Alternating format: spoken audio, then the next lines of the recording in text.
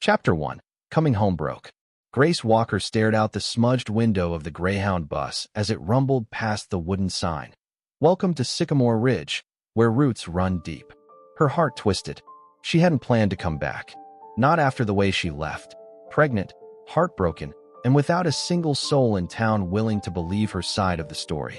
But life had a way of unraveling, and when your savings account hit double digits and eviction knocked on your door, sometimes you didn't go where you wanted. You went where you had no choice. The bus hissed to a stop. She wrapped her arm tighter around the small girl curled beside her. Lily stirred but didn't wake, her thumb tucked into her mouth, blonde curls stuck to her flushed cheek. End of the line, the driver grunted. Grace exhaled slowly and hoisted her daughter onto her hip. Her suitcase, just one now, thumped behind her down the bus steps. Dust and August heat swirled around them as the doors closed, and the bus disappeared down Main Street. No one waited to welcome her home. She'd hoped for something. Maybe not balloons or a parade, but a sliver of familiarity. Instead, Sycamore Ridge looked exactly like the town she left. Timeless, picturesque, and wholly uninterested in second chances. Grace squinted across the street at the one place she swore she'd never step foot in again. Maddox and Sons Bar. Its wooden sign hung slightly crooked, like always. The porch railing still leaned. And there, inside the front window, stood the silhouettes of 5 men, one of whom had shattered her heart and never looked back. Jesse Maddox. Grace looked away quickly and adjusted Lily on her hip. "We're not here for him," she whispered. "We're here to start over." But first, they needed a roof. The old Sycamore Motel stood another 5 blocks down, and with the sun beating on their backs, Grace trudged forward, suitcase wheels skipping over cracked sidewalks. By the time they reached the office, Lily was sniffling from exhaustion and heat, and Grace's shirt clung to her back. The motel manager, a heavy-set woman with a suspicious glare, took one look at Grace's faded jeans and little girl and shook her head. No vacancy. Biker convention took everything. Grace blinked. Even just one night? Try the bar. Sometimes the Maddox boys rent the upstairs. Her stomach dropped. "I'd rather sleep in my car." "You got one." Grace bit her tongue. "No." "Well, then," the woman said, folding her arms. "Guess you're out of luck." Out of options, more like. Grace stepped outside, holding back tears. Lily tugged her shirt. "Mommy, I'm thirsty." "I know, baby. Let's get you some water." The only place still open this late on a Sunday. The bar. The moment she pushed open the heavy door to Maddox and Sons, Grace felt the years close in on her like a noose. The warm scent of oak and whiskey clung to the air. Laughter and pool balls cracking echoed from the back. But it was the man behind the bar who made her knees threaten to buckle. Jesse Maddox. His broad shoulders filled out a black tee that clung to him like a second skin. His jaw, dusted with stubble, clenched as he reached for a bottle on the top shelf. And when he turned, his piercing green eyes locked on hers. Time stopped. Then his brows drew together. "Grace." Her voice didn't come. She just nodded, feeling Lily bury her face against her shoulder. Jesse blinked and stepped around the bar, eyes falling to the child. "Is that water?" she cut in. "She's thirsty." He paused, hesitating only a second before grabbing a clean glass and filling it at the tap. "Sit," he said, nodding toward a booth. "I'll bring it over." Grace settled into the cracked red leather, Lily beside her, wide-eyed now. Jesse approached, water in hand, but his gaze never left her daughter. "She's yours." "She's mine," Grace said quietly, reaching for the glass. "That's all that matters." The air shifted. Jesse didn't press. Instead, he slid the glass forward. "You hungry?" Grace hesitated. "I can't." "It's not a handout, Grace. Just a plate of fries. Lily looks like she could use it." She swallowed hard. "Thank you." He turned and disappeared into the back kitchen. Grace sagged against the booth, brushing Lily's curls from her cheek. Her daughter was so beautiful, so innocent, so unaware of the storm just waiting to break. "Who's the kid?" a voice drawled behind her. She looked up to see one of Jesse's brothers. Nash, she thought, approaching with 2 beers in hand. "None of your business," she said coolly. He raised an eyebrow. "Still feisty. And you're still nosy." He chuckled and tipped his bottle at her. "Glad to have you back." She didn't respond. Because she wasn't glad. She was desperate. Jesse returned with a plate of golden fries and ketchup on the side, like she used to eat them. He slid into the booth across from her. "So, you're back. I didn't have a choice. You never called. You never answered." Silence fell heavy between them. Then Jesse looked down at Lily, who was now focused on dipping fries with her chubby fingers. "How old is she?" he asked softly. Grace's stomach twisted. 4. His eyes lifted, calculating. "She's not yours," Grace lied quickly. "Don't worry." Jesse didn't reply, but something dark flashed in his eyes. Something wounded. "You need a place to stay?" he asked finally. Grace stared at him, startled. "I've got a spare room upstairs. Private bath. Locks. Clean sheets." "I can't." "You can. You're a mother now, Grace. You don't have the luxury of pride." She flinched. "I'm not offering forever," he said. "Just tonight. You look dead on your feet." She looked at Lily, already nodding off against the booth. Her voice barely whispered. "Okay." Jesse rose and grabbed her suitcase without another word. She followed him past the pool tables, past the curious eyes of his brothers, up the stairs she once climbed as a girl in love.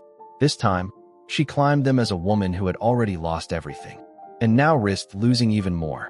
As Jesse unlocked the door and flicked on the light, Grace stepped inside with Lily, only to see the framed photo on the dresser. A picture of them, from before, when everything still felt like forever. She turned back to Jesse. "You kept this." "I never forgot," he said quietly. Grace's throat burned, because neither did she. Chapter 3. The One Who Let Her Go. The next morning came too early and too bright. Grace stirred to the sound of birds chirping outside the window, sunlight cutting through the blinds like ribbons across the faded hardwood floor. She blinked against the light, her body aching from a restless night and too many memories that had crept through the cracks of sleep. Lily lay nestled against her, still fast asleep with her favorite stuffed giraffe tucked under one arm. Grace smiled softly and brushed a curl from her daughter's cheek. For a moment, she allowed herself to just watch her. Safe, warm, innocent, unaware of the storm that brewed beneath the surface of everything in this town. Unaware that the man who'd held the pieces of Grace's heart for years had no idea he might be Lily's father. She eased out of bed quietly, grabbing her hoodie from the chair and tiptoeing into the hallway. The apartment was still hushed, but faint music drifted up through the floorboards. Johnny Cash, if her ears were right. She padded down the stairs, pulling her sleeves over her cold fingers. The bar was empty except for Jesse, already behind the counter, sleeves rolled up, hair damp from a shower. He was setting out glasses, moving with a practiced rhythm that hadn't changed since they were teenagers working the evening rush together. Grace hesitated in the doorway, unsure whether to speak or leave. But Jesse noticed her instantly. His eyes swept her face, lingering just long enough to stir something in her chest. "You're up early," he said. "I never really slept," she admitted. "Lily did, though. That's good." He motioned to the stool in front of him. "You want coffee?" She nodded, grateful for the distraction, and slid onto the bar stool as he poured her a steaming mug. "I didn't expect you to still be here," he said, voice low. "You mean in town or in your apartment?" He shrugged. "Both." Grace wrapped her hands around the mug, letting the heat seep into her skin. "This wasn't the plan." He nodded, leaning on the bar. "You said you left because you didn't have a choice.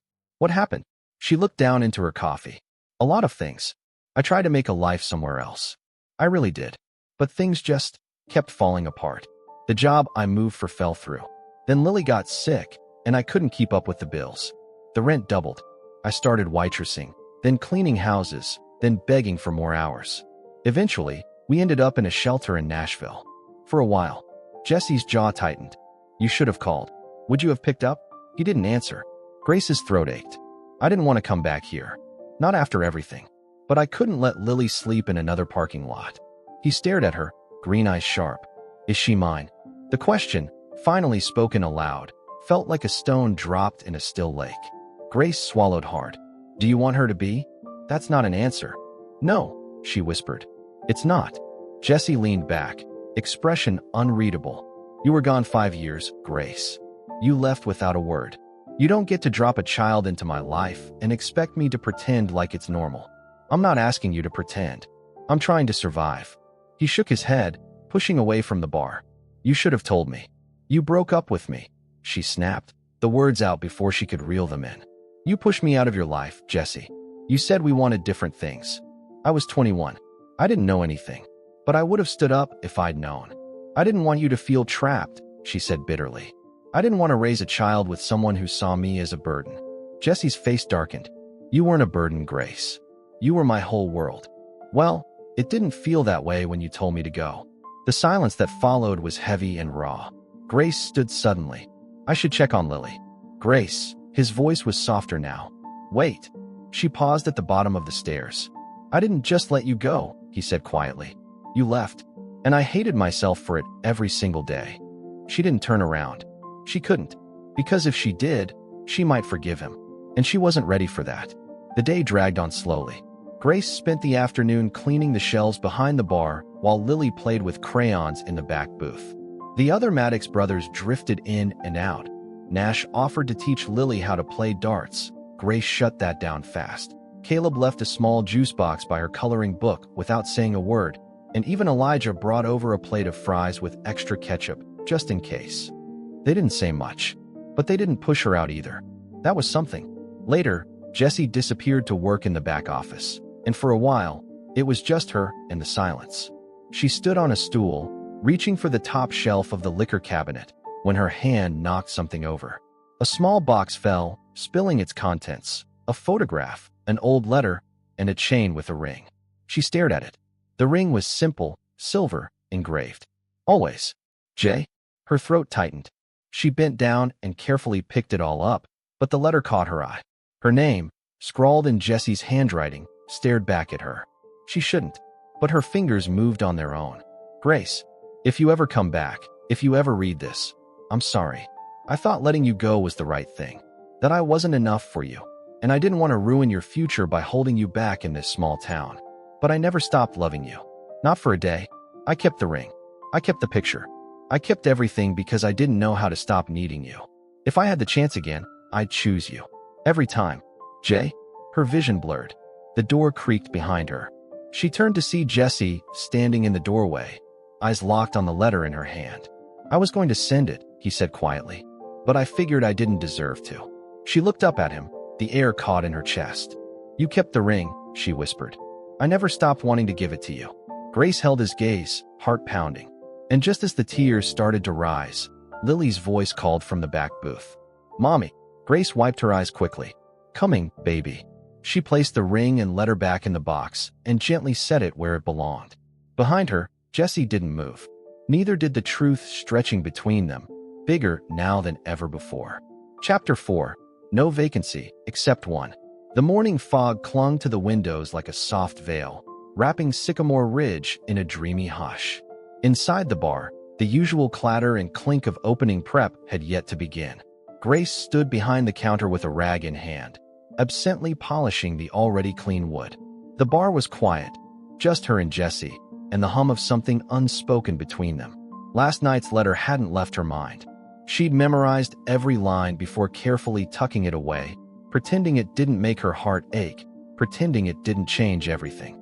But it had, and Jessie had seen it in her eyes. I booked the upstairs apartment for another 2 nights, Jessie said, leaning against the bar, arms crossed. Grace looked up, startled. You didn't have to do that. I know, but Lily needs stability, and you need a minute to breathe. She hesitated. What happens after 2 nights? That depends, he said, gaze steady. Do you plan to stay in town?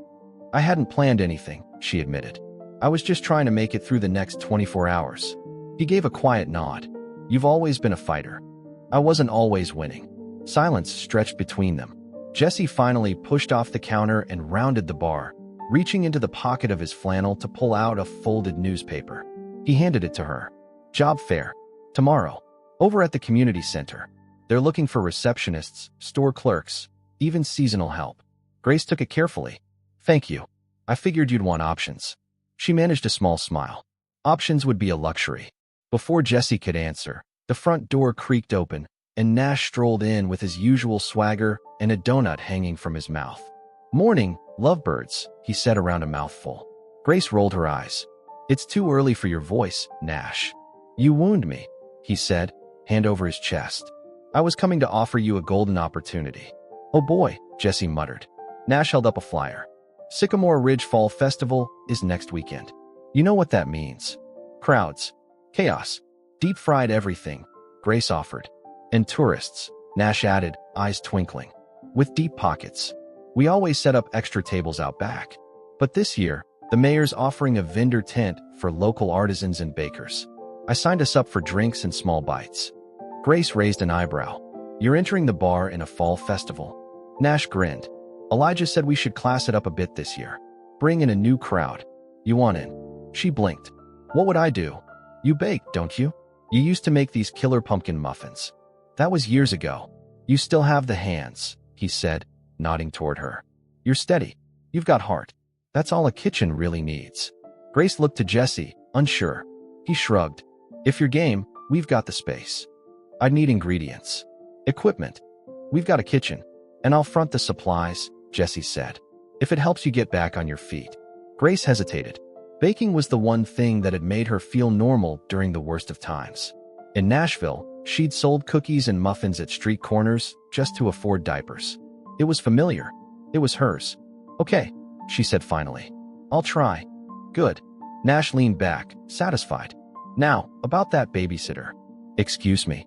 Grace asked. You'll need someone to watch Lily during the festival prep. I nominate Caleb. Caleb, who just walked through the back door with his mechanic's jumpsuit half-zipped, froze mid-step. What? You've got the calmest energy, Nash said. Kids love that. I build engines, Nash. Not babysit toddlers. Grace lifted a hand. It's okay. I can figure it out. I'll do it, Caleb cut in, surprising everyone, including himself. She blinked. Are you sure? He nodded once. I've got a few free afternoons. She seems like a good kid. Grace smiled softly. She is. And she loves puzzles. Then we'll get along. Later that afternoon, Grace stood in the bar's modest kitchen, flour dusted across her apron and a dozen muffin tins lined up on the counter. Lily sat nearby with Caleb at the booth, a coloring book spread between them. He was surprisingly patient, listening intently as Lily explained the importance of coloring inside the lines. It was the first time in weeks Grace felt something like peace. She slid the last tray into the oven, set the timer, and leaned against the counter. Jesse entered, pausing to take in the scene. His gaze swept over the muffins, then to Grace. Smells like fall. It smells like nerves, she said. What if no one buys them? They will. You're sure? I've tasted them before. You've got talent. She looked at him, uncertain. Why are you being so good to me? His voice dropped. Because I never should have let you go. Before she could reply, the timer dinged. She turned to pull the muffins from the oven, the warmth of the moment lingering in the air between them. That night, Jesse walked them upstairs after closing. Grace unlocked the door and guided Lily inside. The little girl yawned dramatically, clutching her giraffe and waving to Jesse. Night, Mr. Jesse, she said sweetly. Good night, Lily, he said, voice soft. Sleep well. Grace knelt to tuck her daughter in while Jesse lingered in the doorway. She stood and faced him. Thanks again. For everything. He nodded. You know, when I first found out you left, I was angry, but I think deep down, I was more afraid. Afraid of what? That I'd ruined the only real thing I ever had. Grace's breath caught. He stepped closer. I thought I was doing the right thing, pushing you away so you could have more. But every day since, I've wondered if I gave up too soon. If I let go too easily. Her voice shook. You did. I know. They stood in silence, the old apartment pulsing with the memories they used to share. Then Jesse leaned in, voice barely above a whisper. You don't have to stay in the guest room, Grace. She blinked. What? I mean, not forever. If you want something more permanent, something real, you could have it. Here. Her heart stuttered, but she wasn't ready. Not yet. Grace stepped back gently. Let me get through the fall festival first. Jesse smiled faintly, nodding in understanding. I'll see you tomorrow, she said, voice steady. He nodded again. Good night, Grace. But as she closed the door, her fingers lingered on the knob. Her heart pounded, because for the first time in a long time, something felt possible. Chapter 5. He was the plan she never planned for. The next morning, Grace was up before the sun. She moved quietly through the upstairs apartment, careful not to wake Lily. Her daughter was bundled under the quilt, a thumb hooked in her mouth and her stuffed giraffe cradled to her chest. Grace paused in the doorway for a moment longer, feeling that familiar ache in her chest, that tug between fear and fierce love. Downstairs, the bar was still locked and silent. She used the spare key Jessie had left for her to slip into the kitchen. The smell of flour and cinnamon still clung to the walls from yesterday's baking, and for once, Grace didn't feel like she was stealing moments just to stay afloat. She was building something, even if it was small, even if it was just muffins. By the time the sun broke across the horizon, the first tray was in the oven, and Grace had started mixing her signature spiced maple glaze for the pumpkin loaves. Her hair was tied back, her hands covered in flour, her sleeves dusted with powdered sugar, and for a moment, she felt more like herself than she had in years. The door swung open an hour later with Jesse's familiar footsteps echoing on the wood. He didn't say anything at first, just leaned against the doorframe and watched her. "You're in here early," he finally said. "I couldn't sleep." He nodded, eyes drifting to the muffins cooling on the counter. "You're really doing this?" She looked at him, uncertain. "Is that a problem?" "No," he said quickly. "It's just good to see you like this." She smiled softly. "Like what?" "Settled. Focused. Alive." Grace bit her lip, trying to hide the way those words warmed her more than the kitchen heat. "Don't get used to it. This could all fall apart tomorrow. I've seen you pull miracles out of nothing. You'll be fine." Just then, Lily's sleepy voice echoed from upstairs. "Mommy." Grace turned instinctively, but Jessie stopped her with a hand on her arm. "I got it." She blinked, surprised. "You sure?" He gave a short nod and headed up the stairs. Grace stood frozen for a second, stunned by how natural it felt to hear her daughter call out and have someone else, someone steady, respond. It wasn't that she wanted Jessie to take over, but for the first time in forever, she didn't feel like she had to do it all alone. Minutes later, Lily came bounding into the kitchen with Jessie close behind. "Mommy, Mr. Jessie said I could help. You did you?" Grace glanced at him, amused. He shrugged, unrepentant. "She's a fast learner." Lily climbed onto a stool and stuck her finger in a bowl of frosting. "Hey, taste testing comes later," Grace said, laughing. "Too late." Lily grinned, her mouth covered in glaze. Grace shook her head, fighting the smile that bloomed on her lips. For a moment, it felt almost too easy, too sweet, as if she'd slipped into someone else's life, one where mornings weren't filled with stress and unknowns, but instead laughter and kitchen messes. Jessie reached for a spoon and dipped it into the batter. "You still make that apple cider cake?" "I haven't in a long time." "You should," he said. "People used to line up for a slice." Grace arched an eyebrow. "You mean your brothers used to steal slices off the cooling rack?" He smirked. "That too." Lily giggled. "Mommy made cake. Only the best cake in Tennessee," Jessie said proudly. Grace felt her heart skip at the praise, unbidden and warm. She looked away, focused on her batter, but the smile lingered. By noon, the kitchen was bustling with trays of pastries and loaves. Elijah had come in early to set up a display shelf near the front window for festival pre-orders. Nash, naturally, had taken the opportunity to sample everything and loudly announce which treats needed a touch more sugar, while Caleb scribbled prices on handwritten chalkboard tags. But Jessie, he stayed near her, always one step behind her at the sink, always reaching for the heavy tray before she could, always quietly attentive without hovering. Grace wasn't sure when it started to feel normal again. Was it when he poured her coffee without asking how she liked it? Or when Lily crawled into his lap mid-morning and he didn't blink? Or when he helped her tie her apron, his fingers brushing her spine like it was the most natural thing in the world? She didn't know. All she knew was that something dangerous was happening. She was remembering how easy it had been to love Jessie Maddox. That afternoon, Jessie offered to walk them home from the market. Grace had needed flour, and Lily insisted on carrying the bag herself, a mission she accomplished with the seriousness of a presidential escort. As they passed the pumpkin patch near the church, Lily squealed and broke into a run. "Can we get one? Please? Just one." Grace hesitated. "We don't really have the money for extra things, baby." "I'll buy it," Jessie said instantly. She turned sharply. "No, it's a pumpkin, Grace. I'm not letting you pay for things we don't need." "Maybe not," he said gently. "But she's 5, and it's fall, and picking out a pumpkin is part of being 5 in the fall." Grace sighed. "Jessie," he crouched to Lily's level. "Which one do you like?" Lily grinned and darted toward a lopsided, squat little pumpkin with a bent stem. "This one. That's a good one," Jessie said. "Unique. Strong." Grace watched, helpless as Jessie paid the vendor and handed the pumpkin to Lily, who hugged it like a treasure. She should have said no harder, should have pulled Lily away. But deep down, she didn't want to.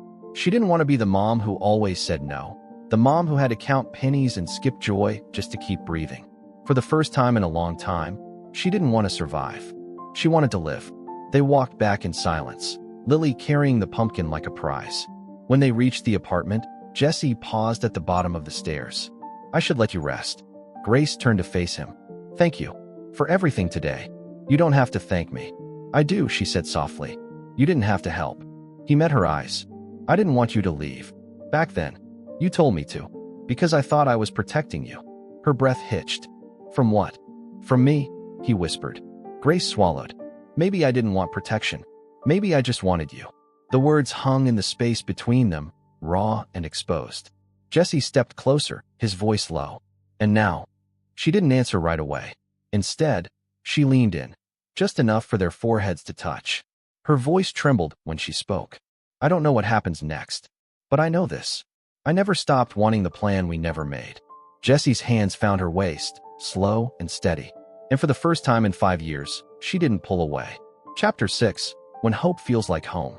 Rain tapped gently against the window panes of the upstairs apartment, turning the world outside into a soft watercolor. Inside, the scent of cinnamon and apples still lingered from Grace's late-night baking. Lily was curled up in a blanket fort with a stack of coloring books, humming off-key to herself while her giraffe sat perched beside her like an eager art critic. Grace sat at the small kitchen table, cradling a mug of coffee that had long gone cold.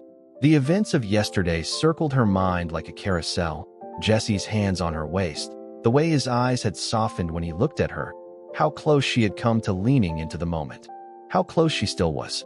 A knock at the door broke her trance. Before she could get up, the door opened, and Jesse stepped inside with a box in his hands. "I brought muffins," he said with a sheepish grin. Grace blinked. "You brought me my own muffins." "Well, technically, they're yours. But Nash said these were too perfect to be served to common folk, and shoved them in a box with your name on it." She laughed despite herself. "Tell Nash I'm honored." Jesse walked in and placed the box on the counter, glancing toward Lily's blanket fort. "She awake?" "Coloring," Grace said. "She's been up since 6. I think the festival excitement is getting to her." "It's getting to everyone," Jesse said, rubbing the back of his neck. "We've had 5 new bookings at the bar for next weekend. I think Nash is going to try and rent hay bales." "Hay bales?" "Don't ask." Grace smiled, watching as he looked around the apartment like it was familiar, comfortable, like home. "I got the apartment below fixed up," Jesse said after a moment. "Had it painted. Plumbing's working now." She raised an eyebrow. And it's open, in case you and Lily want something more permanent." Her heart thudded. "I'm not pressuring you," he added quickly. "But it's yours if you want it. No lease. No strings. Just space. Safety." Grace looked down at her coffee. "I don't know if I'm ready." He nodded. "I know. But thank you." He stepped forward, voice low. "You don't have to keep running, Grace. You can stop here. Even just for a while." Grace met his gaze, and the tenderness there made something inside her break open. "Okay," she whispered. "One step at a time." The next few days passed in a flurry of prep. Grace baked into the night, her tiny apartment oven working overtime. Jesse and Nash turned the back patio of the bar into a makeshift festival stall, complete with string lights and hay bales. "Yes," Nash followed through, and Elijah hung hand-painted signs that read Maple and Grace Bake Shop in swirling letters. It was the name Jesse had suggested. She'd argued at first, but deep down, she liked the way it sounded, like she belonged. Each night, Jesse stayed a little later, helping clean up trays and sweep flour from the floor. He read Lily bedtime stories while Grace showered. He stocked the fridge downstairs with her favorite coffee creamer. He left handwritten notes on the oven. Things like "You've got this," and "The whole town is rooting for you." And every morning, Grace woke up feeling a little less afraid. On Friday evening, the night before the festival, the town square buzzed with energy. Booths were being set up along Main Street, fairy lights strung across rooftops, and music spilled from every corner. Children ran between haystacks while parents sipped cider and browsed early vendor tables. Grace stood beside her stall, nerves tangled in her stomach like roots. "You okay?" Jesse asked, sliding a box of muffins onto the counter. She nodded. "Just Haven't done anything like this in a long time. You'll be fine, he said, voice warm. People love what you've made. I'm not worried about the food, she said quietly. I'm worried about what happens after. He studied her face. You're doing more than surviving now. That counts. She looked around at the glowing town, the bustle, the laughter, and finally, at him. You really think I can build a life here? I don't just think it, he said. I want to build it with you. Her heart stuttered. Before she could answer, Lily tugged at her sleeve. Mommy, look. She pointed to a nearby tree where paper lanterns were being strung in the branches. Can we get one? Lily asked, eyes wide. Grace hesitated, but Jessie bent down beside her daughter. You pick the color, and I'll hang it myself, he promised. Lily squealed and dashed off toward the vendor booth. Grace looked at Jessie, her voice barely a whisper. You're really all in, aren't you? He stepped closer, his hand brushing hers. I always was. I just didn't know how to say it back then. Grace blinked away the sting behind her eyes. And now? Now I'd say it every day? If you'll let me. She nodded slowly. Let's see how the festival goes first. He smiled. Fair enough. That night, Grace couldn't sleep. She stood by the window, looking out at the town bathed in golden lamplight, the lanterns swaying gently in the breeze. The festival would begin in the morning, and with it, a chapter she hadn't planned for. She turned when she heard the creak of the door. Jessie stood there, shirt slightly wrinkled, hair tousled from sleep. Sorry, I was checking to make sure you were okay. She nodded. Just thinking. He didn't ask what about. He just came and stood beside her. They looked out over the rooftops, quiet between them. But the kind of quiet that felt like comfort, like peace. And then, in a whisper, Grace said, when I left Nashville, I didn't know what I was looking for. I just knew I had to get away. Jessie didn't interrupt. She continued, voice trembling. I didn't expect to end up back here. I didn't expect you. He turned to her, his voice gentle. Do you regret it? No, she whispered. I just never thought I'd feel home again. Jessie reached out, threading his fingers through hers. You are home, he said. You always were. And this time, she didn't pull away. Not from his touch. Not from the promise. Not from the future that, slowly, tenderly, was unfolding in front of her. Chapter 7. The gift he didn't expect. The morning of the festival arrived with the crisp promise of autumn. Leaves swirled along Main Street in warm reds and golds, mingling with the smell of kettle corn, spiced cider, and fresh hay. The town had outdone itself. Banners waved between lampposts, booths overflowed with local crafts, and a cheerful buzz echoed from the town square as early crowds began to form. But none of that held a candle to the glow in Jessie Maddox's chest. He stood behind the stall marked Maple and Grace Bake Shop, adjusting a display of cinnamon rolls Grace had artfully arranged that morning. The booth looked like it belonged in a Hallmark movie. Burlap runners, rustic crates, twinkle lights, and hand-lettered tags in Grace's precise handwriting. It was perfect. She was perfect. Don't forget the extra napkins, Grace called behind him as she tucked a strand of hair behind her ear and wiped her flour-dusted hands on her apron. Yes, boss, Jessie teased. Grace gave him a look, but the smile tugging at her lips softened it. She was nervous. He could see it in the way she fussed over the trays, the way she double-checked the register, the way she kept smoothing her apron like it mattered. You're going to be sold out by lunch, Jessie said, leaning closer. People are already asking if you're the one who used to run Sweet Magnolia Cafe. Grace blinked. Really? He nodded. You're a legend around here. Even if you forgot. She smiled. I didn't forget. I just didn't think I deserved to be remembered. He didn't answer that. He only reached for her hand under the counter and squeezed it. Softly. Just once. But it was enough.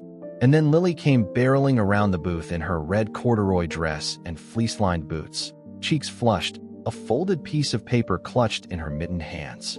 Mr. Jessie, she said out of breath. I made you something. He crouched to her level, instantly grinning. You did. She nodded and handed him the folded paper. Open it. Grace leaned over to watch as Jessie unfolded the drawing.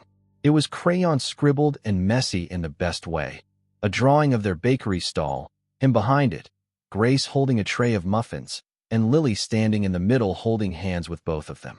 At the top, it read in careful block letters, Mr. Jessie's my favorite friend. Jessie blinked hard. Lily, this is amazing. She beamed. You can keep it forever. He looked up at Grace, his voice suddenly thick. I will. She mouthed, thank you, eyes shining with unshed tears. Jesse cleared his throat and stood. You just gave me the best part of this festival, kid. Wait till you try my pumpkin sugar cookies, Lily said confidently. They're second best. By noon, they were swamped. The booth had a line around the corner. Jesse took orders while Grace boxed pastries, and Lily proudly handed customers napkins with a tiny thank you at the end of each sale. People remembered Grace. They asked for her muffins, her cider cake, her cinnamon walnut rolls like old friends reunited. A local magazine editor even stopped by and asked if she'd consider doing a feature. Grace looked stunned. Jesse leaned in and whispered, told you. By 2, the cider cake was gone, the cookies were down to crumbs, and Jesse had to turn people away from the last tray of scones, until Grace found 2 more in the back and offered to cut them into fourths just so everyone could have a taste. It was a triumph, and Grace was glowing. After they cleaned up and packed the unsold items, barely 2 boxes, Grace turned to Jesse, flushed and breathless. I can't believe it. I can't, he said. She looked at him then, truly looked, and Jesse saw the same girl he'd fallen in love with all those years ago. But stronger now. Softer, too, in the places she'd hardened. You believed in me, she whispered. Always. And then, without warning, she stepped forward and pressed her lips softly to his cheek. He stilled. She pulled back just enough to whisper, thank you. Jesse turned his head, met her eyes, and before either of them could speak, Lily ran up waving a small gold envelope. Mommy, Mommy, we won. Grace blinked. Won what? Lily handed her the envelope. Best sweet treat booth. It says right here. Grace opened the envelope with shaking fingers. Sure enough, inside was a certificate from the festival board and a $250 gift card to the town's business cooperative. Her breath caught. This helps. So much. Jesse looked at her with awe. You did this. She turned to him, speechless, and he stepped closer. You're building something, Grace. Not just a bakery. A life. She didn't respond right away. She was too full of joy, of disbelief, of something that felt a lot like hope. Jesse took her hand again, and this time, she didn't let go. Later that night, back at the apartment, Lily was asleep on the couch, her prize ribbon clutched in one hand, her drawing still pinned to Jesse's coat. Grace tucked a blanket around her daughter and turned to find Jesse standing in the kitchen, making tea like he belonged there. Today was perfect, Jesse said, smiling. Grace nodded, rubbing her arms. I was scared that no one would come, that I'd messed everything up. But you didn't. I always feel like the rug could be pulled out from under me. I won't let it. She looked up at him, heart in her throat. That's a big promise. He stepped closer, eyes steady. I've made big mistakes before. This time, I want to make big promises. Grace stared at him. Then, slowly, she walked into his arms and rested her head on his chest. They stood like that, wrapped in the hush of the evening, the smell of tea in the air, Lily's soft breathing the only sound. For the first time in 5 years, Grace didn't feel like she was waiting for something to collapse. She felt held. Like maybe, just maybe, this was what home truly felt like. Chapter 8. Her Christmas Past. The soft hush of snowfall blanketed the town of Maple Hollow in white, as if the world itself had exhaled. Outside the frosted windows of the upstairs apartment, the early morning light danced through lace curtains, shimmering across the floorboards in ribbons of gold. Grace stood by the window, a steaming mug in her hands, watching the snowflakes drift slowly to earth like tiny wishes. The festival had ended the day before, and with it came an unexpected stillness that both soothed and unsettled her. Jesse had taken Lily out early for the downtown Christmas tree lighting and holiday breakfast at the diner. He'd insisted Grace take the morning for herself. She hadn't realized until the door closed behind them just how much of herself she'd been holding together. Now, in the stillness, with only the ticking of the old kitchen clock and the scent of cinnamon lingering in the air, she let her thoughts wander to a Christmas long past. It had been 5 years ago, a small studio apartment in Nashville, a stick in her shaking hand, 2 pink lines. Pregnant. The man who was supposed to love her had stormed out less than an hour later, muttering words that still echoed like bruises in her chest. You're ruining my life. This wasn't part of the plan. Grace had stood alone, the taste of peppermint tea gone bitter in her mouth, watching snowflakes fall through a cracked window, wondering how on earth she'd do this on her own. And somehow she had. But that girl, the one in the tiny studio with shaking hands and a paper-thin hope, still lived inside her. And some days, like this one, she stirred from where she'd hidden and whispered, "This is too good. It won't last." Grace closed her eyes and let the thought settle. Then, a knock came at the door. She turned. Jesse. He was dusted in snow, cheeks pink from the cold, and holding a tiny gift bag in one hand. Before she could ask, he grinned and stepped inside. "She's at the bookstore with Nash picking out a Christmas story for tonight. I thought I'd stop by, bring you something." Grace raised an eyebrow, surprised. "Is it food?" "Even better," he said, handing her the bag. She opened it slowly and found a small, snowflake-shaped ornament wrapped in tissue paper. In neat handwriting across the center, it read, "Our first Christmas, J, G, and L." Her fingers trembled as she held it. "You made this?" "I asked a lady at the festival to customize it yesterday," he said softly. "Lily helped pick it out." Grace swallowed hard. "This is beautiful." Jesse shrugged, suddenly sheepish. "I know you said you weren't ready for anything big. I'm not asking for that. I just thought maybe it could hang somewhere, even just for the season." She didn't answer right away. Her eyes stayed fixed on the ornament, the delicate lettering, the quiet hope it carried. "Can I tell you something?" she asked, her voice barely a whisper. "Of course." She gestured to the couch, and they both sat down, knees close, a quilt draped over her lap like armor.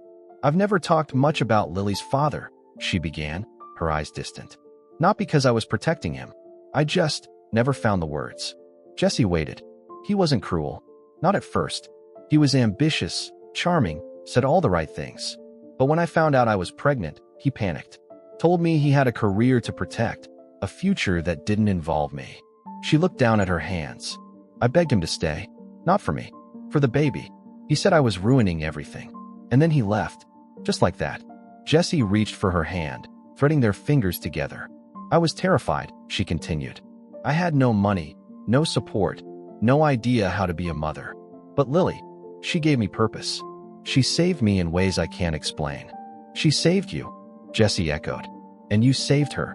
Grace blinked back the tears. "Ever since, Christmas has felt like a quiet wound. Even when I tried to pretend for Lily's sake. I'd put up a small tree. I'd bake cookies. But there was always the sake." Jesse was quiet for a moment. Then, gently, he said, "Grace, you've spent so long surviving. You forgot you're allowed to feel joy again. Not just for Lily. For you." She met his eyes, and the tears finally slipped free. "I don't know how." "You don't have to know," he said. "You just have to take the next step." He reached into the bag again and pulled out a second ornament. Blank, except for a small heart in the center and a space for a photo. "I thought maybe we could take a picture. The three of us. Put it in here. Just for us." Grace stared at it. No expectations. No pressure. Just a picture. A moment. A start. She nodded. "Okay." Jesse smiled. "Okay." They sat like that for a while, quiet, the snow falling softly outside as if sealing something sacred between them. That evening, the apartment was filled with the warm glow of string lights, the scent of molasses cookies, and the sound of Lily giggling over a book Nash had helped her pick out the night before Christmas.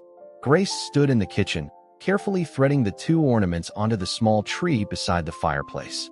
Jesse stepped beside her, camera in hand. "You ready?" She nodded. He turned the lens, adjusted the timer, and positioned it on a stack of recipe books. Then he took Lily's hand in one and Grace's in the other and pulled them close. They smiled. The camera clicked. In that frame, a single mom who had forgotten what hope felt like. A little girl who carried light into every room. And a man who had once walked away, only to find his way back, with steady hands and a heart wide open. Grace looked at the photo on the screen and blinked, stunned. For the first time in years, she didn't look like she was pretending to be okay. She looked happy. Not perfect, but whole. Later that night, after Lily had fallen asleep in a fort of blankets and bedtime stories, Jesse helped Grace wash the dishes. Their elbows bumped once. Then again. And suddenly she was laughing for no reason at all, and he was grinning like a fool just because she was. When they turned off the lights, the only glow came from the tree. Grace stood in the living room, arms folded, watching the ornament shimmer. "Thank you," she said softly. "For what?" "For letting me talk about it. For not turning away." Jessie walked to her, brushed a strand of hair behind her ear. I see you, Grace. All of you. The strong, the scared, the part that's still healing. And I'm not going anywhere. She didn't respond. She didn't have to. She stepped into his arms. And this time, when she laid her head against his chest, she wasn't hiding. She was home. Chapter 9. The secret she almost told. Grace hadn't planned to tell him. Not yet. Not when things were finally starting to feel safe. Good. Hopeful. But the truth had a strange way of pressing in when the heart least expected it.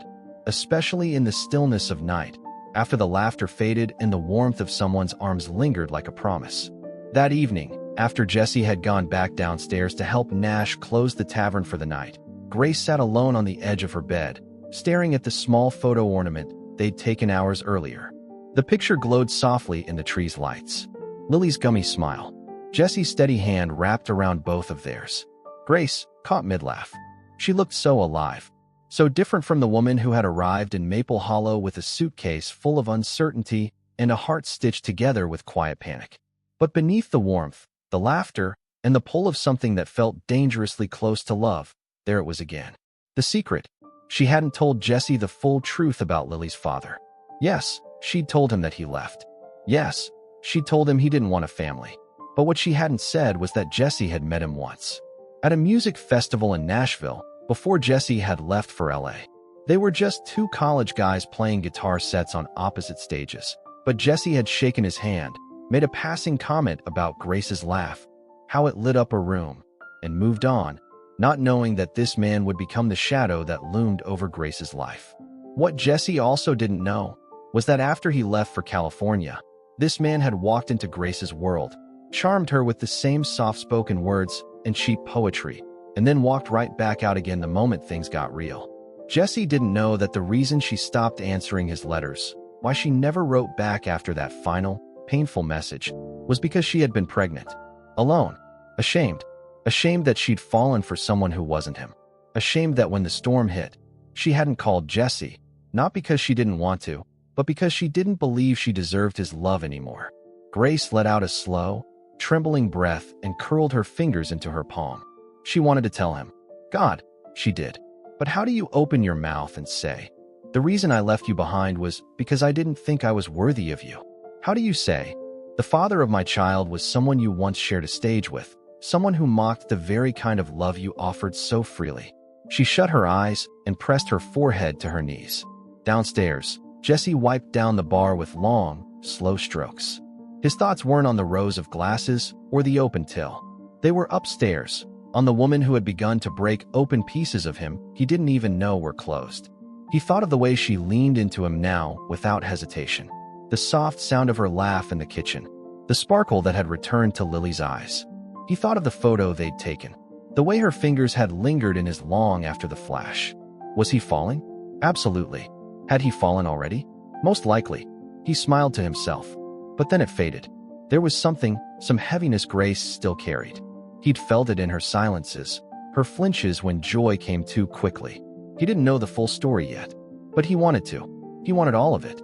Not just the smiles and Sunday baking and soft movie nights. He wanted the fears, the regrets, the parts she thought disqualified her from happiness. Because to him, none of it could make her less worthy. Not when she looked at Lily like the sun rose just for her. Not when she'd worked herself to exhaustion to give that little girl stability. Not when she had given Jessie the quiet gift of belonging again. He wanted the whole story. He wanted her. Upstairs, Grace finally rose from the bed. She padded barefoot into the kitchen, needing something, anything, to keep her grounded. The silence was too loud. She turned on the kettle, then opened a tin of peppermint tea, one Jessie had brought home just yesterday with a note, for when you need to breathe. Her chest tightened again. The man was always watching, always noticing. She didn't deserve it. Not fully. And yet, maybe I do now, she thought, hands shaking as she poured water into the mug. Maybe love wasn't about deserving. Maybe it was about choosing. And if Jessie had chosen her, maybe it was time she chose to trust that. But just as she reached for her phone, intending to ask him to come back up, to sit with her, to maybe tell the whole story, a knock at the door froze her. She opened it to find Nash standing there, his expression serious. Everything okay? She asked, startled. Yeah, he said. Sorry to barge in. Jesse asked me to grab something from him before he closes up. He left his phone behind the bar. Can I? She stepped aside. Of course. He walked in, grabbed the phone from the counter, then turned back to her, but paused. Grace. Yeah. I know we don't talk much, outside of Jesse, but I see you. She blinked. I'm sorry. I see what you're building with him. With Lily. I know a little about starting over and what it costs. I just wanted to say, you're doing good. Her eyes burned. Thank you.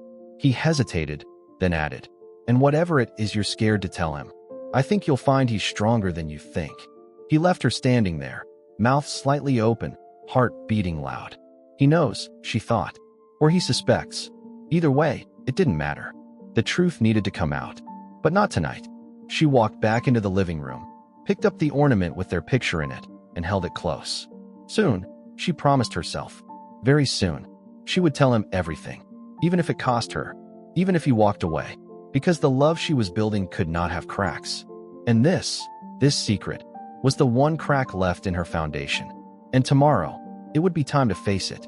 Chapter 10. The Truth in the Snowfall. The morning sun filtered through the clouds like a soft secret, casting golden light over Maple Hollow.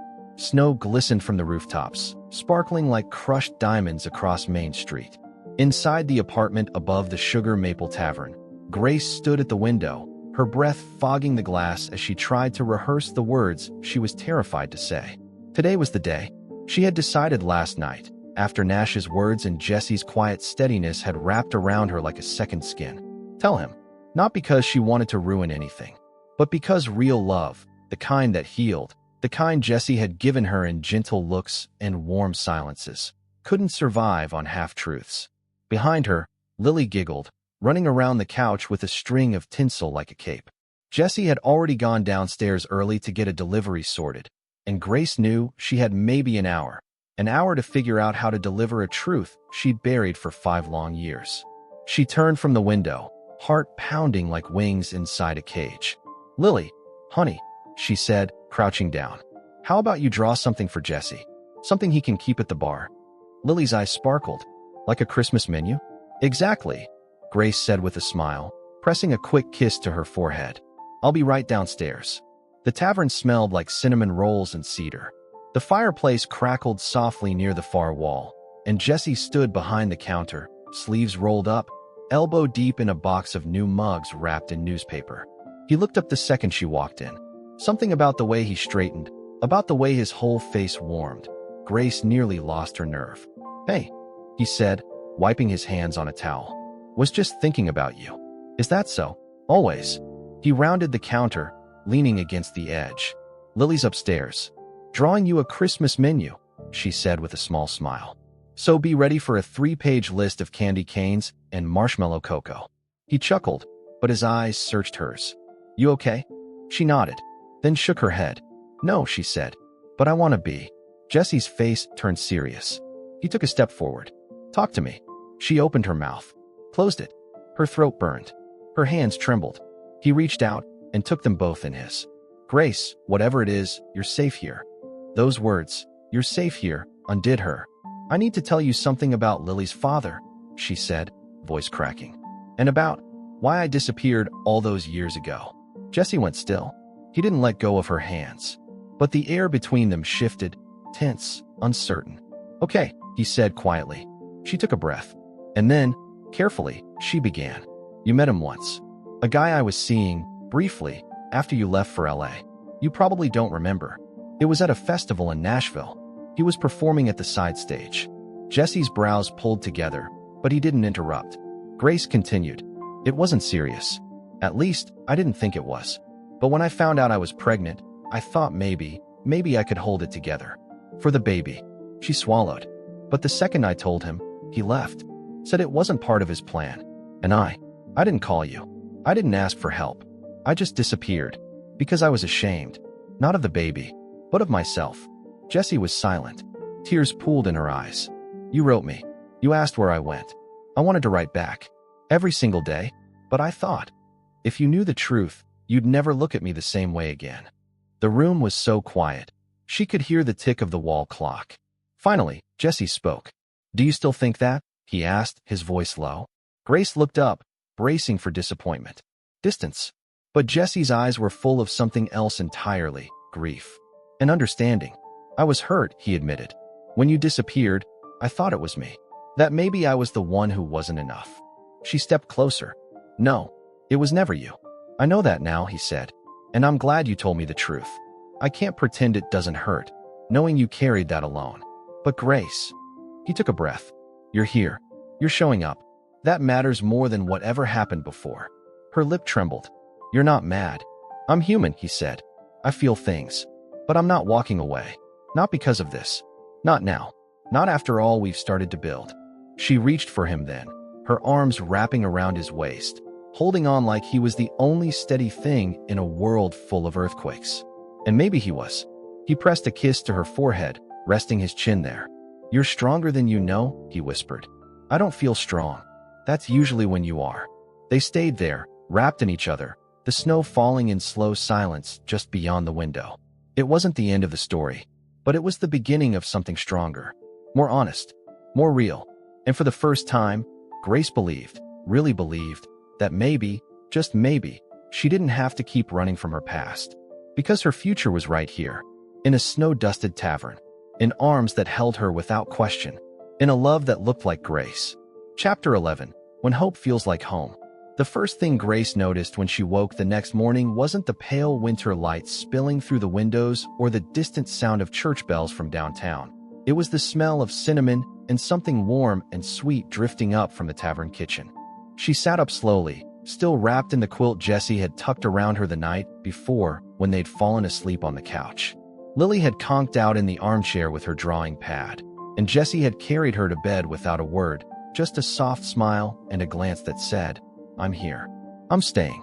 And he had. Every word she'd feared would unravel them had only seemed to draw him closer. Grace slipped out of bed and tiptoed to the kitchen. On the counter, a small card leaned against a mug of tea and a plate of warm banana bread. Thought you might need something sweet after yesterday. Downstairs if you're ready. Jay. She smiled, tracing her thumb over the lettering. If you're ready. That's what made Jessie different. He never pushed. He never forced her to run before she'd learned how to walk again. He just waited. Showed up. Steadily. Quietly. Like sunrise. Grace took a sip of tea and closed her eyes.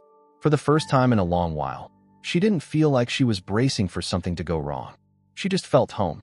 Downstairs, the Sugar Maple Tavern had been transformed into a Christmas card come to life. A new garland draped across the windows. A handmade paper chain hung above the fireplace. Lily's Christmas menu, complete with hand-drawn marshmallows and glitter-glued snowflakes, sat proudly at the register. Jessie was behind the counter, hair still damp from a morning shower, sleeves pushed up, rolling dough for what smelled like cinnamon rolls. He looked up the moment she walked in. There she is, he said, voice warm. Did the tea work? Like magic, she said, pulling her cardigan tighter. And the banana bread? Heavenly. He wiped his hands and walked over, a soft look in his eyes. How's Lily? Still dreaming of marshmallow kingdoms, Grace smiled. She was singing in her sleep. Jessie chuckled. She's got your laugh, you know. That made her pause. No one's ever said that before. I notice things, he said simply. Always have. A quiet moment passed between them. Not heavy this time. Not awkward. Just full. I've been thinking, he said finally, breaking the silence. About this place. About the future. Grace leaned against the bar. Oh. He gestured to the space around them. The tavern's good. Steady. But I've always wanted to do something more with it. Brunches, music nights. A real family-style kind of place. And now with Christmas, and Lily, and you, I don't know. Everything feels different. She tilted her head, watching him. What are you saying, Jessie? I'm saying, he exhaled, laughing at himself. I'm saying I think this town has been good for me. And I don't want to leave. Not ever again. Her chest tightened. Not from fear, but from something warmer. Something daring to bloom. I don't want to leave either, she said, her voice steady. For the first time in years, I'm not looking over my shoulder. He reached for her hand, resting it over the flowered counter. Then maybe, he said gently, we can build something here. Together. She looked down at their fingers, intertwined, flowered and imperfect and real. Jessie, you don't have to answer now, he said. Just think about it. We don't have to know all the details. We just take the next right step. Grace took a slow breath. She didn't know what the future held. But in this moment, standing in a warm kitchen with cinnamon in the air and hope pressing at the corners of her heart, she knew one thing. Home wasn't just a place. It was a person, and Jessie Walker was hers. That afternoon, the townspeople gathered at the Maple Hollow Town Square for the annual Christmas Carol concert. The air was full of cheer and cocoa steam. Snowflakes clung to woolen scarves and laughter echoed between brick buildings. Jessie held Lily's hand as she skipped beside him, cheeks pink and eyes bright. Grace walked on his other side, mittens tucked into his coat pocket as his fingers held hers tight. "I don't remember the last time I felt like I belonged somewhere," she whispered. "You always did," Jessie replied. "You just needed to be reminded." When the choir began singing "O Holy Night," Lily nestled into Grace's side. The three of them stood in the middle of the square, no longer strangers, no longer lost. When the song ended, Jessie turned to Grace, brushing snowflakes from her hair. "I know it's early," he said. "I know we're still figuring it out. But if we get to write the story from here on out, I want to be in every chapter." Grace's throat caught. "You already are." And as the crowd began to cheer for an encore, Grace did something she hadn't done in years. She leaned in and kissed him. Soft. Sure. Right there in the middle of the town square under a sky full of falling snow. Not because she had to. Not because she was afraid of losing him. But because she finally believed. Love could be a safe place, too. Chapter 12. The Gift He Didn't Expect. Christmas Eve in Maple Hollow sparkled like a page torn from a storybook. Fairy lights twinkled on every shopfront. The air smelled of pine, nutmeg, and promise. Children ran through snowdrifts while their parents sipped cider and laughed with neighbors. And inside the Sugar Maple Tavern, something quiet and extraordinary was unfolding. Jessie had just returned from delivering a holiday basket to a local widow when he stepped through the tavern doors and was nearly knocked over by the scent of something warm, rich, and distinctly homemade. "Grace," he called, tugging off his scarf. "Are you baking again?" "No." Her voice came from the back kitchen. "I'm performing Christmas miracles." He laughed, stepping inside to see her in an apron, smudged with flour and smiling in that way that always softened the rest of the world. "I thought you were done baking after the 6 dozen cinnamon rolls." "I was. But then Lily insisted we make your favorite." He raised an eyebrow. "You asked a 5-year-old to remember my favorite dessert?" Grace grinned and held up a tray. "Molasses crinkle cookies," she said proudly. Lily's new favorite because they look like snowballs and smell like hugs. Her words. Jessie's eyes warmed. "You remembered." "Of course I did." She wiped her hands and leaned against the counter. "There are things I'll never forget." He stepped closer, looking at her in that way that still made her pulse flutter, even now, especially now. "You've given me a lot this Christmas," he said, voice low. "Your trust, your story, a home again." She shook her head. "You gave me that first." "No," Jessie whispered, brushing a strand of hair from her cheek. "You and Lily, you brought life back into this place. Into me." Their eyes held for a long moment.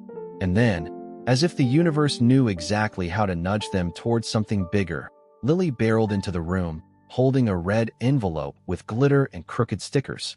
"This is for you, Jessie." He knelt, grinning as he accepted it. "A present."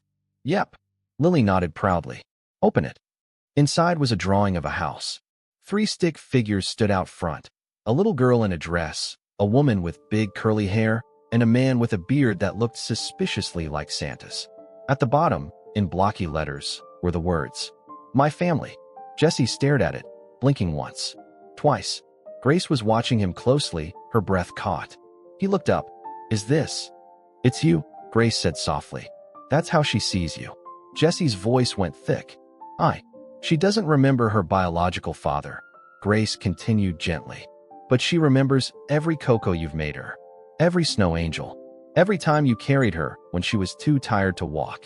He swallowed hard, blinking against the heat behind his eyes. "I didn't expect this," he said. "It's not just her," Grace added. "I feel it too. You've become ours. If you want to be." Silence. Not awkward. Not hesitant. Just full. Full of possibility. Full of love. "I want to be," Jessie said, his voice hoarse. "More than anything." Lily cheered and threw her arms around his neck, nearly knocking him over. Grace laughed and knelt beside them, wrapping both into her arms. In that moment, On the tiled floor of a tiny holiday-decked tavern in a town that once felt like exile, but had become something sacred, they were a family. Not born of blood, but of choice. Not by accident, but by grace. And it was the best gift Jesse Walker had ever received. That evening, the tavern glowed with candlelight and carols. Neighbors gathered for the annual Christmas Eve potluck. Children sang off-key. Old men recited jokes from the year 1963. It was imperfect and beautiful.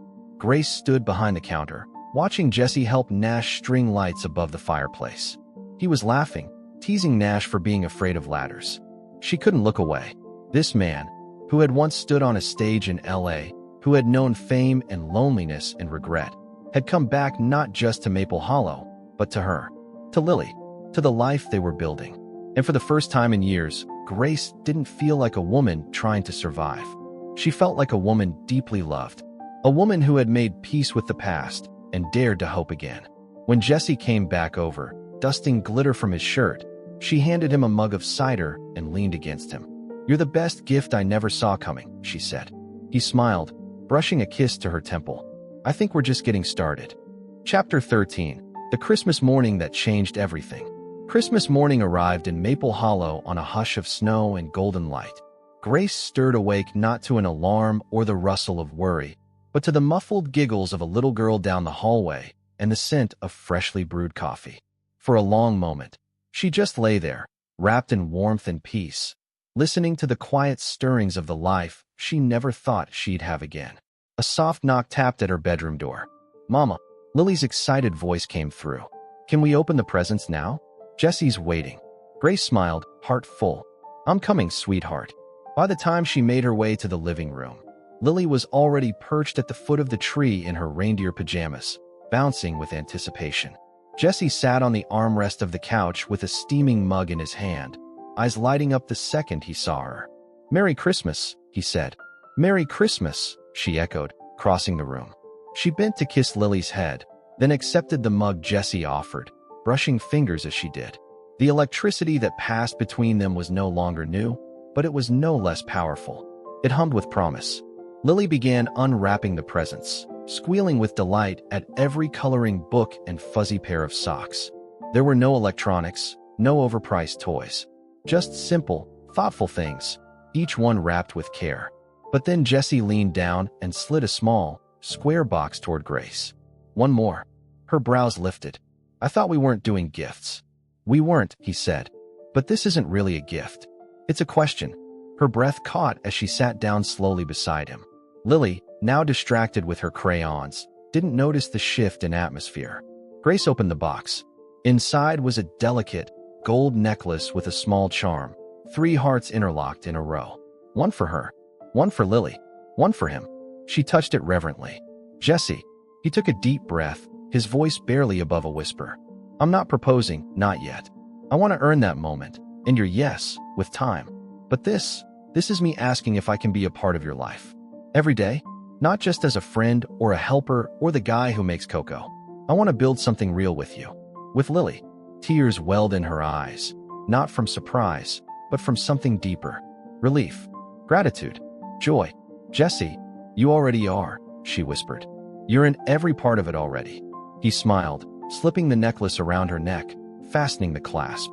She turned to face him fully. "You've seen the worst of me. The messy, hurting, doubting parts. And you stayed." "I didn't stay," he corrected gently. "I chose to be here, with you, and I'd choose it again. Every day." A single tear traced her cheek, but she was smiling as she leaned forward and kissed him, a kiss that tasted of hope and second chances. It wasn't rushed. It wasn't fireworks. It was steady, sure, and sacred. Later that day, the townspeople gathered for a Christmas Day feast in the square. Grace walked arm in arm with Jesse while Lily skipped ahead, laughing with Nash and his wife as they handed out peppermint bark. Snow dusted the sidewalks like powdered sugar. Candles flickered in windows. And in every corner of Maple Hollow, love whispered its way into hearts that had once forgotten how to believe. As Grace looked around, at the food, the laughter, the people who had embraced her despite everything, she realized something. She hadn't just survived. She'd healed. And not because Jesse had rescued her, but because he had waited. Because he had shown her that love wasn't about perfection, it was about presence, about staying, about choosing someone over and over again. And now, standing in a place she'd once thought she'd only pass through, with a man who had become her safest place and a daughter who knew joy because of it, Grace finally understood. She wasn't just in a love story. She was writing one, and the best chapters were still ahead. Chapter 14, signed in paint and vows. The Sugar Maple Tavern was aglow with golden light and laughter as the first snow of the new year drifted silently outside.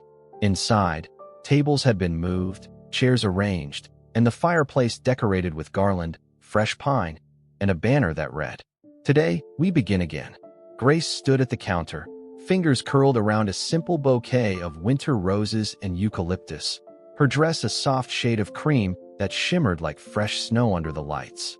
Her hair was swept up loosely, curls framing her face, and a calm steadiness radiated from her that had nothing to do with the fairy lights above and everything to do with the man waiting at the other end of the room. Jesse stood beside the fireplace, wearing a dark vest over a crisp white shirt, hair neatly combed, eyes never leaving hers. Nash stood behind him, smirking like a proud brother, and Lily was seated in the front row wearing a flower crown made of baby's breath and giggling as she tossed petals into the air instead of down the aisle. "I told her to wait until you walked in," Jesse whispered with a laugh. Grace beamed, eyes damp with emotion. "Honestly, it's perfect. The entire ceremony had been planned in just 2 weeks. They didn't want fuss or a crowd or anything that distracted from the promise. Just a gathering of friends, a few mugs of spiced cider, and the decision to say yes to forever." As the music played, a gentle, instrumental version of "You'll Never Walk Alone," Grace walked down the aisle on her own. Not because no one would walk her, but because she wasn't that woman anymore. She wasn't broken. She wasn't waiting to be rescued. She had walked through the fire and come out whole. And she was choosing Jesse not because she needed to, but because she wanted to. He met her halfway. "I didn't write vows," Jesse said quietly, eyes glinting with emotion, "because I didn't want to rehearse a promise I've already started keeping." Grace's breath caught. "I love you, Grace Taylor. Not the cleaned-up version of you. Not the part of you the world sees. I love the woman who's brave in silence, who stands back up even when she's afraid. I love you for what you've overcome, and for the kindness you give away even when no one's watching. I love Lily like she's my own. I don't need anything else. Just your hand in mine, for as long as you'll give it." A tear slid down her cheek. Then she took a deep breath. "I used to think love was something you had to earn," Grace began. "I believed I had to prove I was good enough to keep it. But then I met you. And without trying, without expectation, you gave me a safe place to land. You showed me that love doesn't fix you. It holds you while you become." Jesse blinked quickly, lips parting like he might say something, but instead just nodded, holding her hand tighter. "I promise," she continued, "to walk beside you, even when life gets messy. To listen, even when I don't have the words. And to choose you, every day, in the small things.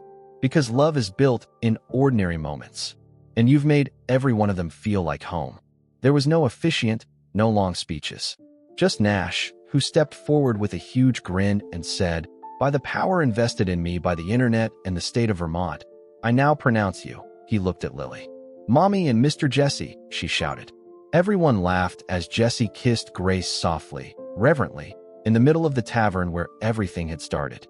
Afterward, they all signed the marriage certificate on a long wooden slab of maple Jesse had saved from a broken tabletop years ago. Lily added her name in crayon at the corner. "Now we're a real team," she declared proudly. "Best one ever," Jesse agreed, lifting her into his arms. The music started, and couples danced between tables. The tavern came alive with clinking mugs, happy tears, and snow tapping gently against the windows like a quiet blessing. Grace leaned against Jesse as they watched the room, fingers laced. "So what now, Mr. Walker?" He looked down at her. "Now," he smiled, "now we build a life. No stage lights, no big city, no regrets," he said. "Just us. Here, where it always mattered most." Grace looked around, at the warmth, the laughter, the people who had welcomed her in her hardest season. She turned to Jesse, resting her head on his shoulder. This love wasn't shiny. It wasn't scripted. It was real, raw, a little messy, but it was theirs, and that made it perfect. Chapter 15. More Than a Name. The snow had long since settled outside, frosting Maple Hollow in a blanket of white wonder. But inside the little house tucked beside the Sugar Maple Tavern, sunlight streamed across the kitchen table, and laughter filled the air. Lily sat cross-legged at the table, her tongue sticking out slightly in concentration as she scribbled across a page in her coloring book. Jessie stood at the stove flipping pancakes, humming to a tune on the radio. And Grace was leaning in the doorway, coffee in hand, watching it all unfold like a dream she never dared to imagine. "Okay," Jessie announced, setting a stack of pancakes in front of Lily. "These are extra special, made with a secret ingredient." "Chocolate chips?" she guessed. "Nope." "Sprinkles?" He leaned in with a wink. "Love," Lily groaned. "That's not a real ingredient, Jessie." Grace laughed, stepping forward to ruffle Lily's hair. "It is when he's cooking. You should try his meatloaf sometime." Jessie feigned offense. "Hey, that meatloaf is award-worthy." Lily giggled. "An award for most mysterious texture, maybe." Grace and Jessie exchanged a glance, both grinning like kids themselves. It had been 3 months since the wedding. 3 quiet, beautiful months filled with morning routines, shared meals, and the kind of love that settles deep into the bones. Jessie had moved into the house behind the tavern with ease, folding into their rhythm as though he'd always been meant to be there. And today, something even bigger was happening. A knock came at the door. Lily's head popped up. "Is that them?" Grace checked the clock. "Right on time." She opened the door to reveal a woman in a gray pantsuit, holding a folder and smiling warmly. "Grace Taylor Walker?" "Yes. Come on in." Lily scrambled down from her chair and ran over, grabbing Jessie's hand tightly. He knelt beside her. "You ready, kiddo?" She nodded, eyes wide. The woman, an adoption caseworker from the state, sat at the kitchen table and opened the folder. She reviewed the last of the paperwork, stamped a few final pages, and smiled at the 3 of them. "Everything is in order. Congratulations, Mr. and Mrs. Walker. As of today, Jessie is officially Lily's legal father." The room went still. Then Lily launched into Jessie's arms, wrapping around him like a vine. "You're my real daddy now," she shouted. Jessie squeezed her tight, his throat working. "I've been your real daddy all along, sweetheart." The papers just finally caught up. Grace wiped her eyes and knelt beside them both. The 3 held each other in a moment so whole, so holy, no one said a word. When they finally pulled apart, Lily stood proudly. "I want to change my name," she announced. Grace raised an eyebrow. "To what?" Lily beamed. "Lily Walker. Like you too." Grace's breath caught. "You're sure?" Lily nodded. "We're a family now. I want the same name as my mommy and daddy." Jessie blinked hard, then kissed the top of her head. "More than a name, baby girl. It's a promise." They celebrated with pancakes and music, dancing around the kitchen in pajamas while the snow fell again outside, soft, quiet, and steady. Later that evening, after Lily had gone to bed and the tavern had closed, Jessie and Grace sat together by the fire. He had his guitar in his lap, strumming softly while she curled beside him. "Remember when we met?" Grace said, her voice low. "You were just a stranger with a tired face and a kind heart. And you were a woman who gave away her last pie to someone she didn't know," he replied. "Guess we were both running from something." "Maybe," she said. "Or maybe we were running toward this." He played a few more notes, then set the guitar down and turned to her. "I didn't know what family really was until you and Lily. I had fans, followers, but nothing that ever really held. You hold us," she whispered. "Every day." He took her hand, brushing his lips across her knuckles. "Then let's keep holding on. To all of it." Grace leaned in and kissed him, slow and sure. They didn't need a stage or headlines or spotlights. They had a life, a name, a home, built not on perfect beginnings, but on second chances, quiet faith, and the choice to love boldly, even when it was hard. And that was more than enough. It was everything. Dear listener, thank you for taking this unforgettable journey with us through struggling mom falls asleep on Alpha CEO's shoulder. Grace, Jessie, and little Lily's story was one of quiet strength, steady love, and the kind of second chances that don't come wrapped in perfection, but in patience, courage, and grace. This wasn't just a romance between a woman who thought she'd missed her chance at happiness and a man who had everything except what truly mattered. It was about family, about healing, about hope when the road's been hard. If you've ever felt like you were too broken to begin again, I hope this story reminded you it's never too late. Love finds us in the most unexpected places, on trains, in small-town taverns, in warm mugs of cocoa, and in the people who choose us, day after day. From our Ever After Audiobooks family to yours, thank you for letting us be part of your day, your heart, and your playlist. And remember, the best love stories aren't just about how they start. They're about how they grow.